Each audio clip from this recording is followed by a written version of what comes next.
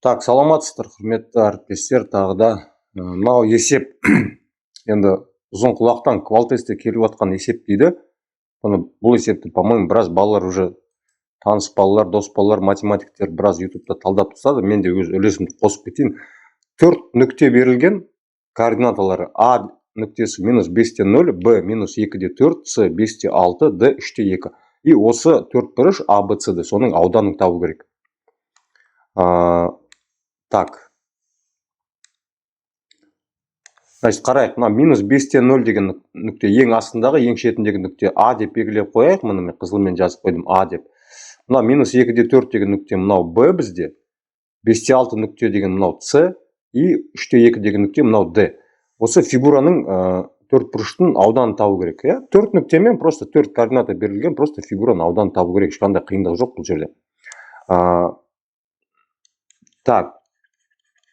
Бұл 4 бұрыш параллелограмм емес, параллелограммға ұқсайды, бірақ параллелограмм емес, себебі мысалы Б-дан биіктік түсірсек, онда мынау бұрыштың тангенсі 3-тен 5 болады, 5 бөлінген 3.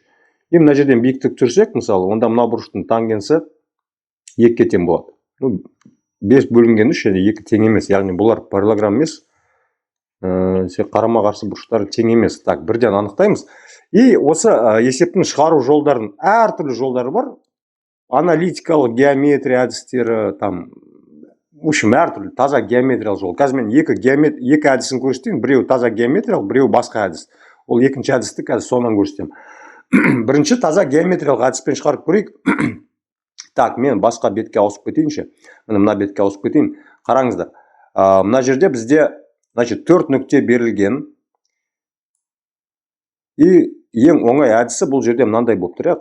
Так, қараңыздар. Мынау Б нүктесі координатасы бізде минус 2-де минус 2 нүктесі, минус 2-де 4. Не істесек болады? Давайте мынау А деп белгілеп қояйық, и мынау нүктені, мысалы, минус 2-де 0 деген нүктені Е деп белгілеп қояйық. И осының ауданын есептейік. Қаншаға тең осының ауданы? Былай деп жазайық. С 3 бұрыш А, Б, Е. Қарайық, мына жерде минус 5, мынаның координатасы, мынанікі минус 2, яғни 2-ден минус 5-ті азайтсақ, минус 2, минус 5, ол 3-ке тең. Чертеждан да көріп тұр ғой, 3 екені. Биіктігі 4-ке тең. Сонда бізде тең қабырғалы 3 бұрыш болып тұр. Тең қабырғалы 3 бұрыштың ауданы бізде 4 көбейту 3 бөлінген 2 тең 6. Так, А, Б, Е 3 бұрышының ауданы біз таптық 6-ға тең. Енді ары қарай біз келесіде істейік. Давайте мынау Б, мынау бізде С нүктесі, мынау бізде Д нүктесі, Мынау нүктені С-дан түсірілген перпендикулярды мына жерде L деп белгілеп қояйық мысалы. И осының ауданын табайық. 4 бұрыштың, яғни S қандай 4 бұрыш? E, B, C, L. Яғни мына жерден басталады. Так, сізге көрініп тұрма, мен қазір басқа түспен көрсетейін. Мынау полностью осы 4 бұрыштың ауданын есептейік. А бұл бізде трапеция, Бұл бізде трапеция. И бұл трапецияның бір табаны мынау бізде 4-ке тең болып тұр, а мынау үлкен табаны 6-ға тең болып тұр. Себебі С нүктесінің Y координатасы бізде 6-ға тең. Яғни мына жер 6-ға тең, мына жер 4-ке тең. А биіктігі қаншаға тең болып тұр? Е нүктесінен Л нүктесіне дейінгі қашықтық мынау бізде минус 5, мынау минус 2, яғни 7-ге тең болып тұр. Сонда бізде табандары 6 және 4 бөлінген 2 и биіктігі 7. 6-ға 4 қосамыз 10 болады, 2-ке бөлеміз 5, 7-ге көбейтеміз 35.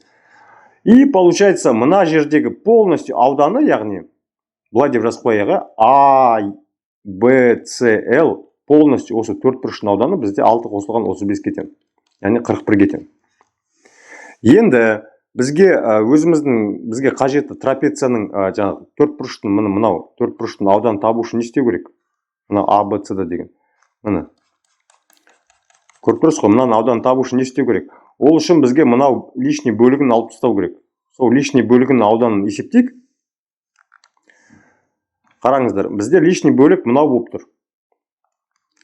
Мына жер, так, мына жақтан биіктік түсіріп қояйын, мына жерге дейін. Мынау үшбұрыш. Так, А, Б, С, Д. Мына жерден біз не деп белгіледік жаңа? L деп белгіледік па? L. Мынаны К деп белгілейік. К деп белгілейік. Ну, все, в принципе. Значит, получается, мен мынаны басқа түспен көрсетіп қояйын. Так. Мына екеуін алып тастау керек қой. Осыны аудан есептей саламыз, есеп сұрау шығады бізде. Значит, қараңыздар. S үшбұрыш АДК аудан неге тең? S үшбұрыш АДК-ның ауданы.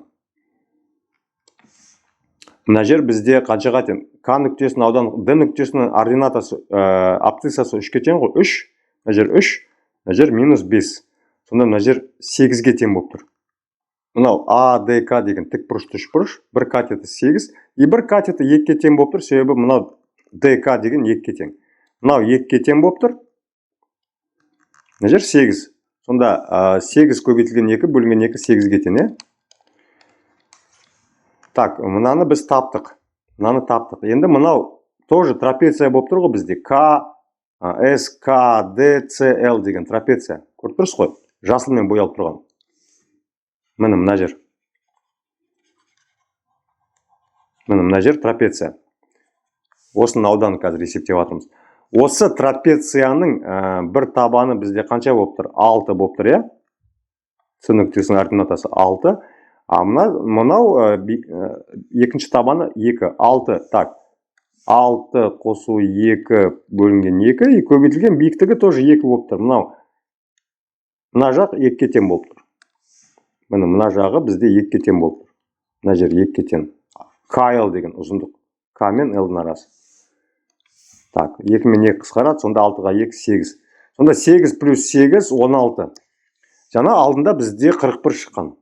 Есіңізде ғой, 41 шыққан. Полностью А, Б, С, Л деген. Сонда 41 азайту 16, сонда 25 шығады. Сонда S, А, Б, С бізде 25. Ну все, есеп шықты, жауабы 25. Бұл таза геометриялық жолда, бұяқта просто трапецияның ауданының формуласын білу керек, үшбұрыштың ауданының формуласын білу керек и жаңағы нүктелер түсіру керек. Енді бұл есеп бір 15-20 секундта шығатын әдісін көрсетейін енді сізге.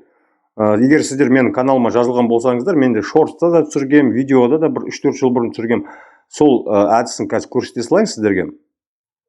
Так.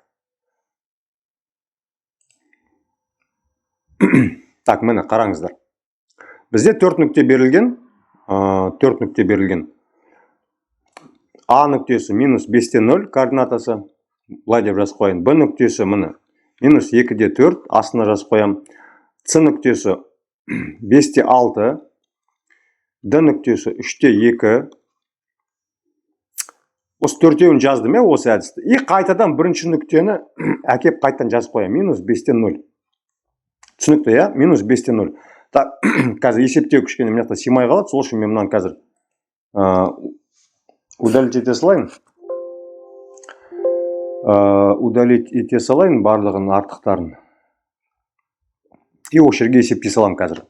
Енді ол шортсты, ол видеоны көрсеңіздер болады. Түсінсеңіздер сразу бірден түсінесіздер.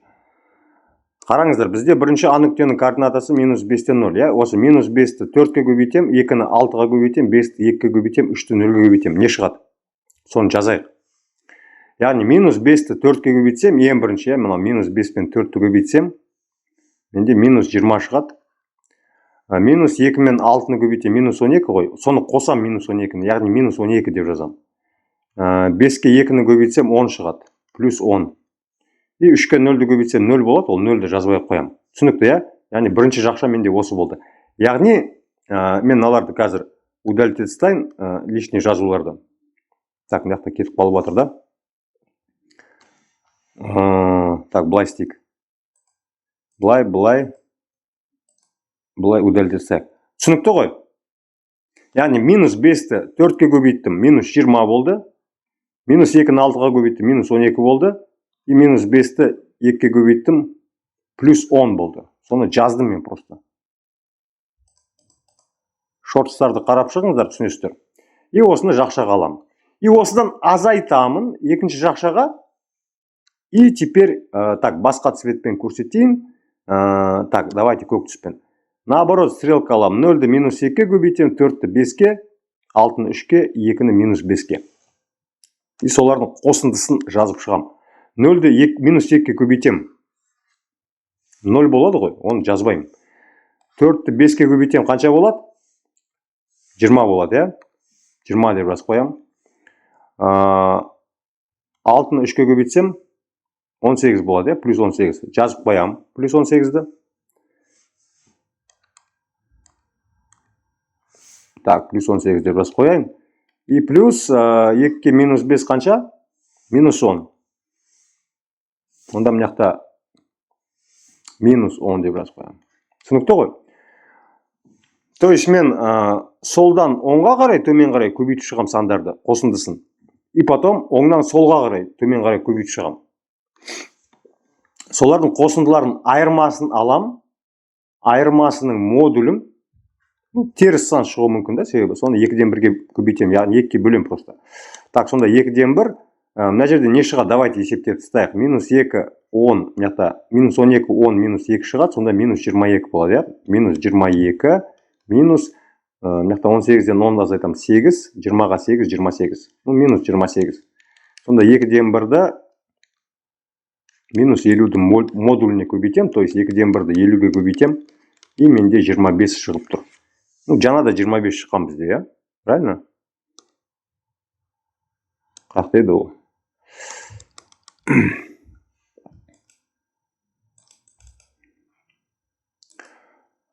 Ну, в общем, осында екі әдіс.